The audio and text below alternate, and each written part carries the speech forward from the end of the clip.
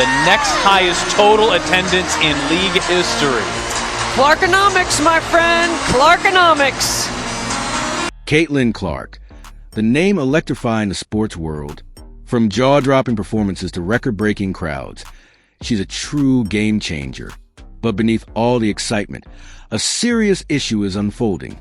Despite the WNBA's unprecedented growth, the league may be heading straight for a Caitlin Clark crisis. In today's video, we'll break down the financial storm brewing around Clark and why the WNBA's approach could lead to major trouble. Let's dive into how Clark is reshaping the WNBA like never before. When Caitlin Clark stepped onto the WNBA stage, everything changed. Fans who had never followed women's basketball suddenly tuned in. Her presence alone supercharged the league's popularity, bringing in millions of new viewers and sold-out arenas. In fact, her rookie season was a huge financial win for the WNBA. Clark's impact is undeniable. She helped generate an estimated $38 million for the city of Indianapolis and was responsible for over a quarter of the league's total economic activity. This includes increased attendance, memorabilia sales, and TV viewership. But here's where things get tricky: Clark's salary. Despite all the revenue she's bringing to the league, Clark is making just over $78,000 in her second season. For context, the WNBA signed an 11-year, $2.2 billion media rights deal in 2024, largely thanks to Clark driving the league's visibility. Yet, Clark herself isn't seeing a proportionate share of those profits.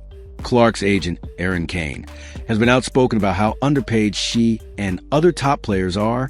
Kane pointed out, will Caitlin Clark ever be paid by the WNBA what she's really worth to the league?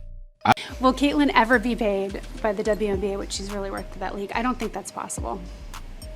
A respected economist recently estimated that Caitlin was responsible for almost 27% of the W's league-wide economic activity for the 2024 season, including ticket sales, merchandise, television. Her economic impact on the city of Indianapolis alone is upwards of $36 million. And just to contrast that, when the All-Star game, NBA All-Star game was in Indy, it was $400 million, right? But we're talking about one player. Yep. What's your reaction to hearing that? I'm not surprised to hear that. I mean, her impact is undeniable. And, I feel like we see that every day globally. I mean, the level of interest and kind of growth, and it's really amazing and it's really special. And it's been phenomenal for the entire league. And I think that's the most important thing. We're talking about a very specific snapshot and moment in time in a way, the statistics that you just gave me. But the tail on that is the media rights deal, the CBA negotiation, all of these things that benefit the entire player body and future players. So for me, the most important thing always has been getting the WNBA players, women's professional basketball players, paid for what they do on the court. I mean, we can talk about how they're incredible at their social media and marketing themselves, and they're engaged and they do a phenomenal job for brands. But the reality is that the goal is always that none of it is anything without how they play their sport, the main thing. So how do we get them paid appropriately for that? And so that's the big impact, and that's what we're pushing towards. I follow all the dialogue. What she's really worth to the league? I don't think that's possible. The WNBA is thriving financially, but the pay disparity is glaring. While Clark is helping the league land major media deals and fill arenas, she remains on a rookie-scale contract.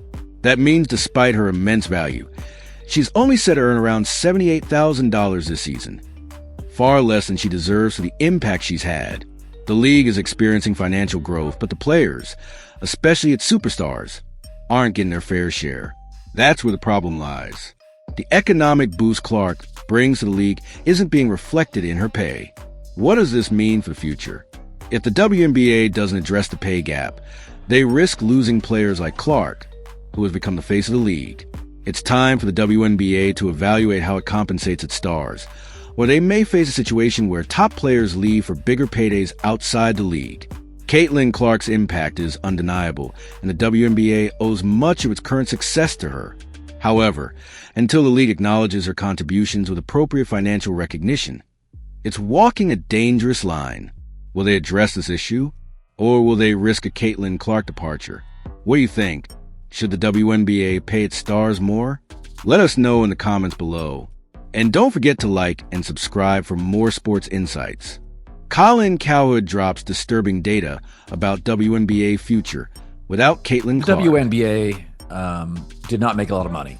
And I believe for its entire existence, the NBA has subsidized the WNBA. And you may argue the moral, and there's a certain humanity to supporting women's sports. I completely understand that.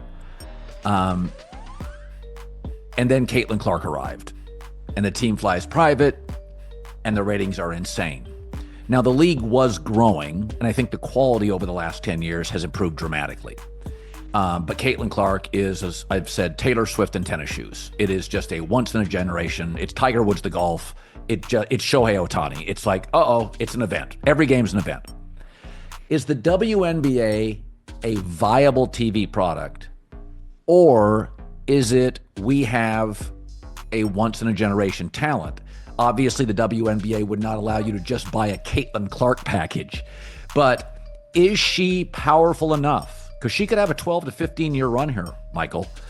Is she powerful enough? A singular star with a little bit of a Magic Larry Bird quality because of Angel Reese. That absolutely helps. There's a story we could follow. Us Americans, we love our stories. We love the journey. Angel Reese is part of this.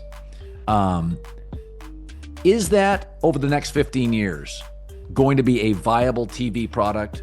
Or do we just have a megastar and that's all it is? So it's both those things. And I know it's always sort of a cop-out answer when you give somebody an either-or choice and they say it's both. But I do think in the WNBA, it's both something that was growing and viable and becoming more viable by the year. And then you injected into that a once-in-a-lifetime talent in Caitlin Clark, who I think is very obviously the overwhelming number one factor in the growth of WNBA viewership last year.